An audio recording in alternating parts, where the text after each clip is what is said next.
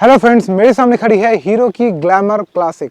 ये वो ग्लैमर है जो आपको सबसे कम प्राइस में 125 सीसी के साथ मिलती है, जिसका प्राइस पटना का 93,600 रुपीज़ के आसपास है। तो ऑन रोड प्राइस भी आपको काफ़ी ही कंफर्टेबल मिलती है।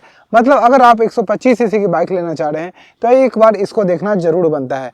तो आइए मैं बाइक के बारे में आपको पहले बताता हूँ, फिर इसका राइड करेंगे और सबसे बेहतरीन ये चीज़ करूँगा मैं कि आपको सिटी में राइड करके बताऊँगा कि ये ग्लैमर गियर रेशियोज के अनुसार, स्पीड के अनुसार और comfortable riding and riding posture, ये चारों चीज़ें इसकी कैसे काम करती है। तो सिर्फ सिटी राइड के बारे में हम ज़्यादा बात करेंगे।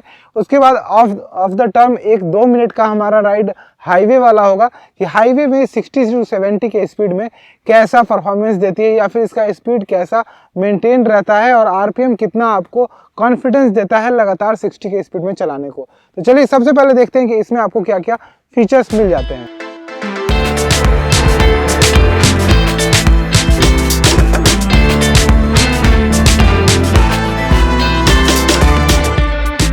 सबसे पहले शुरुआत करें इसके हेडलैम्प से। तो इसमें आपको मिलता है हाइलोजन हेडलैम्प। यहाँ पे कहीं भी एलईडी नहीं दिया गया है क्योंकि इसको सबसे कंफर्टेबल प्राइस के अनुसार जो है 125 सीसी में उतारा गया है हीरो मोटोकॉर्प के द्वारा।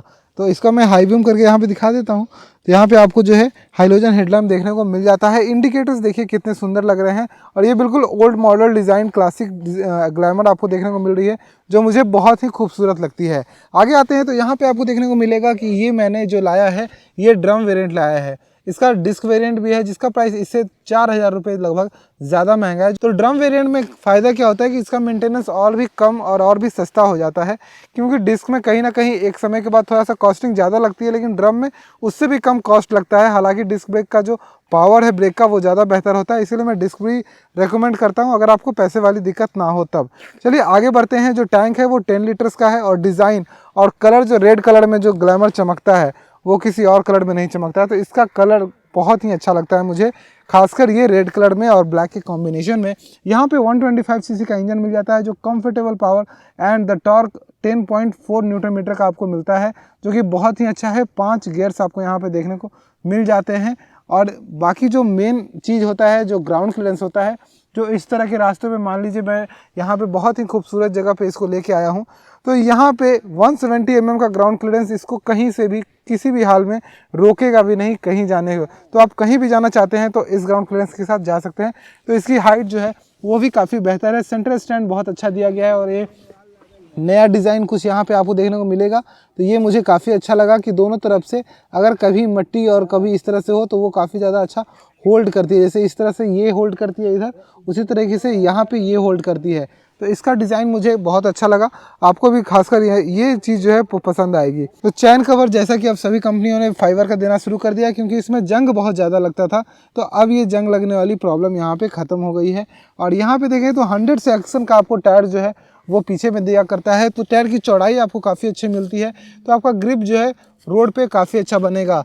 लेडीज़ के लिए अच्छा सा फुटरेस्ट, या फिर यहाँ पे आप देख सकते हैं ये भी फुटरेस्ट आपको काफ़ी अच्छा और सही जगह पोजीशन पे आपको देखने को मिलता है। सीट आपको काफ़ी लंबी चौड़ी मिल जाती है, तो 2 लोग कंफर्टेबली और एक बच्चा भी बैठ सकता है तो उस अनुसार, लेकिन 2 लोग कंफर्टेबली यहाँ पे बैठ सकते हैं उसके अनुसार आपको काफ़ी लंबी सीट मिल जाती है। जो साइड लुक इस तरफ से आप देखने को मिल रहा है ये काफ़ी भरा हुआ लुक सा मिलता है, क्योंकि इसका साइलेंसर भी आपको काफ़ी ज़्यादा मोटा, मजबूत और अच्छे खासे क्रोम प्लेट के साथ दिखाई देता है। यहाँ पे भी ये देखिए कि कहीं पैर जल ना जाए उसके हिसाब से यहाँ पे भी प्लेट लगाई, यहाँ पे भी और यहाँ पे भी एक लगता है, जो अभी तत्काल नहीं है क्योंकि ब्रांड न्यू बाइक है तो अभी लगेगी। बाकी यहाँ पे आप देखें तो किक स्टार्ट आपको मिलता है देखने को, और लेग गार्ड मैंने लगवाया है। तो इस तरह से ये काफ़ी खूबसूरत लग रही है। चलिए इसको चलाकर देखते हैं चलने में कैसी है। उससे पहले मैं आपको इंस्ट्रूमेंट कंसोल दिखा दूं तो कंप्लीट डिजिटल मीटर यहाँ पे क्लासिक में भी आपको देखने को मिलता है, और यहाँ से आप मोड चेंज कर सकते हैं कि किलोमीटर देखना है या फिर आपको यहाँ पे ट्रिप ए, ट्रिप बी और ओडोमीटर, ये 3 चीज़ें यहाँ पे दिखाएंगी। बाकी light, indicators, check engine light and neutral and आपका तेल जो है वो कम है वो यहाँ पे फ्यूल वार्निंग दिखाएगा। इसमें आपको i3s देखने को मिल जाता है। स्टार्टर बटन यहाँ पे है, pass switch, high beam, low beam, indicator, horn, बाकी चाबी इस तरह के देखने को आपको मिलती है। चलिए इसको चलाकर देखते हैं चलाने में कैसी है। एक चीज़ और मैं आपको दिखा दूँगा, क्लासिक में बाय डिफ़ॉल्ट यहाँ पे आपको USB चार्जिंग पोर्ट भी देखने को मिलता है, तो आप mobile recharge on the go कर सकते हैं, जहाँ भी जाएँ मोबाइल भी चार्ज करते रहें। तो इसकी भी एक फ़ायदा आपको मिलती है। जो ग्लैमर का 3D लोगो है ये भी आपको काफ़ी खूबसूरत लगेगा। तो चलिए चलाकर देखते हैं कि बाइक ये चलने में कैसी है और राइड कंफर्ट कैसा दे पाती है। तो साउंड सुनते हैं हम सबसे पहले इंजन का, कि इंजन कैसा साउंड करता है। थोड़ा बूस्टेड साउंड है, बहुत अच्छा लगता है। और सामने हमारा थोड़ा ऑफ रोड है, तो ऑफ रोड पर चला कर देखते हैं कि बाइक के सस्पेंशंस कैसे काम कर रहे हैं।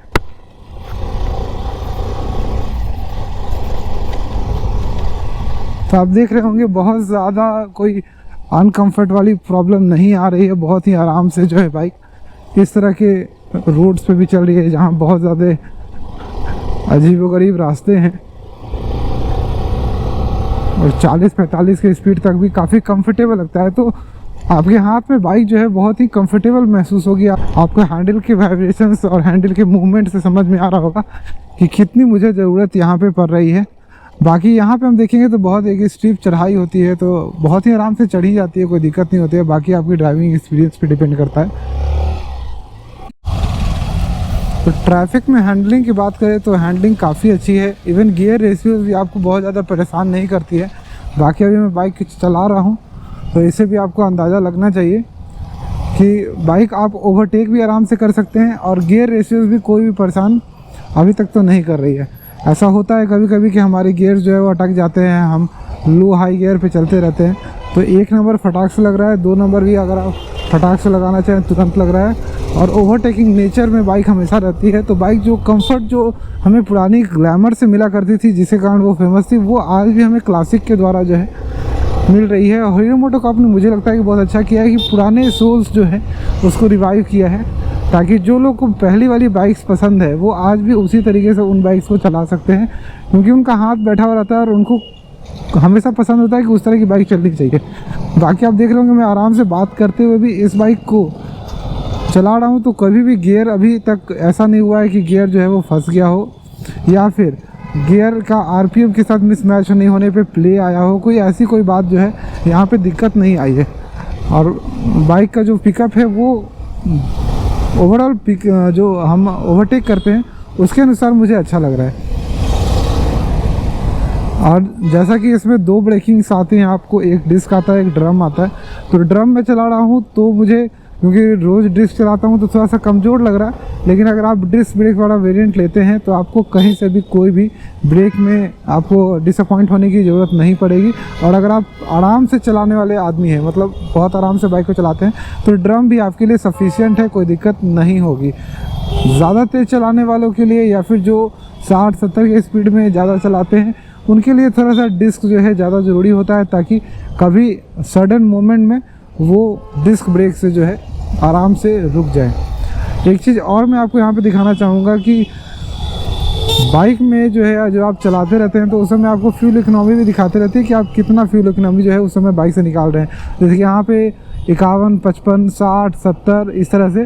तो आपका जो करंट रनिंग जो है वो कितना आ रहा है अभी, वो यहाँ पे दिखाते रहता है कि आप बाइक कैसे चला रहे हैं, और इस तरह से चलाने से आपको बाइक जो है कि लगभग कितनी माइलेज देगी। तो इतने आराम से जब हमें 45 to 50 के स्पीड में चला रहा हूँ तो 70 to 75 दे रही है, मतलब 60 के ऊपर ही आपको माइलेज 50 to 55 के बीच में चलाने पर दे देगी। बाकी मैंने बात किया कि सिटी में ये कैसी चलती है, तो सिटी में बाइक में कम्फर्ट काफ़ी अच्छा आपको मिलेगा।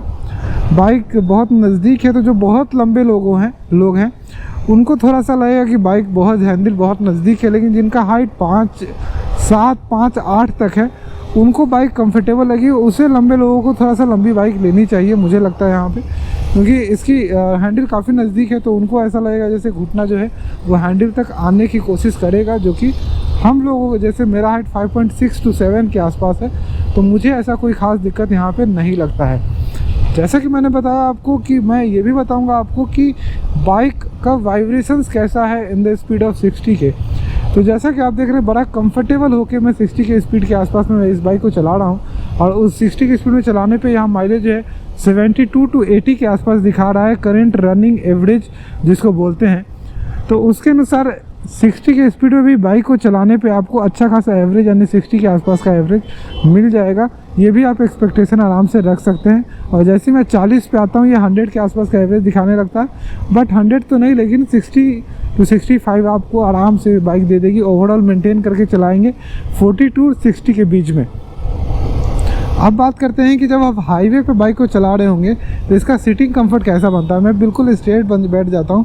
तो वही मैंने बताया कि जो ज़्यादा लंबे लोग हैं उनके लिए ये बाइक थोड़ी सी 6 फीट वाले लोग के लिए उतनी सही नहीं है, लेकिन जिन लोगों की हाइट 5 फुट 7 इंच तक है, 5 फुट 8 इंच तक है, उनके लिए काफ़ी कंफर्टेबल सीटिंग पोस्चर वाली बाइक हो जाती है।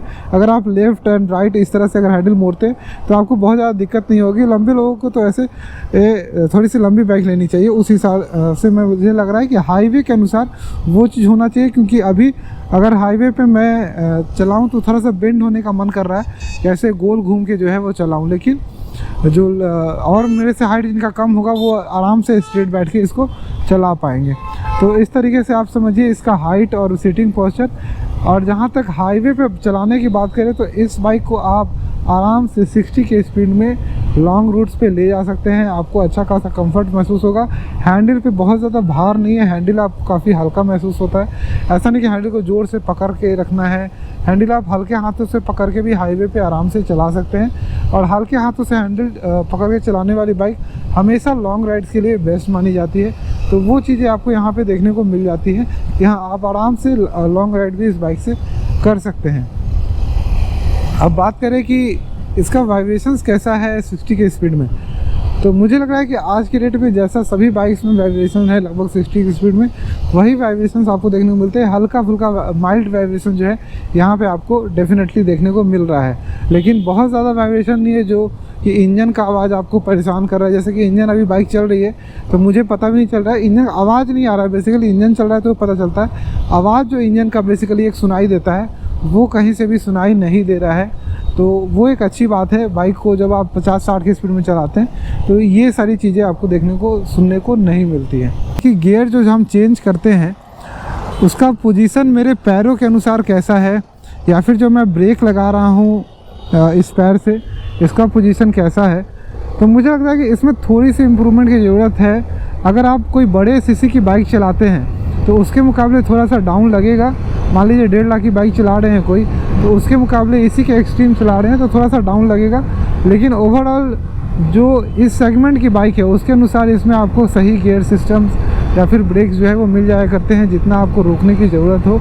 और अभी लगातार 70 की स्पीड में हूँ मैं, और मुझे मतलब ऐसा कोई सच बाइक इधर उधर भागने वाली या फिर ज़ोर से इस ज़्यादा ध्यान लगा के इस बाइक को चलाऊं, ऐसा कुछ भी दिमाग में जो है वो कॉन्फिडेंस की कमी नहीं हो रही है।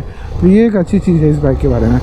गियर रेशियोज़ की बात करें तो किन गियर्स में आप इस बाइक को किस स्पीड में चला सकते हैं, तो जैसे कि मैं अभी इसके टॉप गियर में कर देता हूँ, 5 गियर में मैंने कर दिया। अब देखते हैं तो 25 के स्पीड में बाइक थोड़ा सा प्ले दे रही है। 30 के स्पीड के ऊपर आप इस बाइक को आराम से 5वें गियर में चला सकते हैं, और 30 गियर के नीचे आपको धीरे धीरे गियर जो है वहाँ पे डाउन करना पड़ेगा।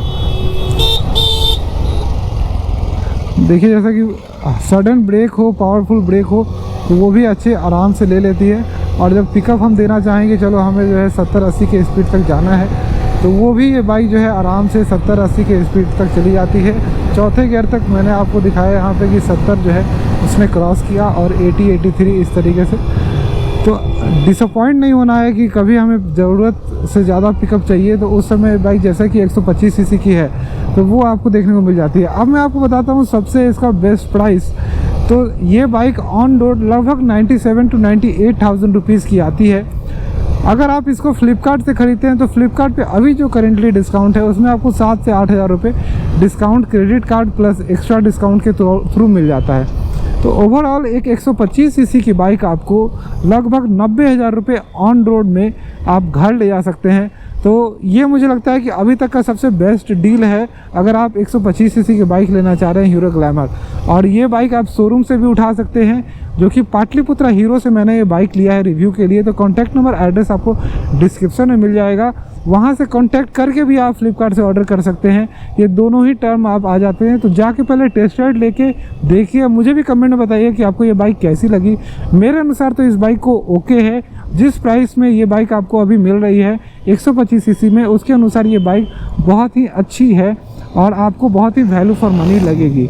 होपफुली आपको वीडियो पसंद आया होगा। Thank you, bye bye.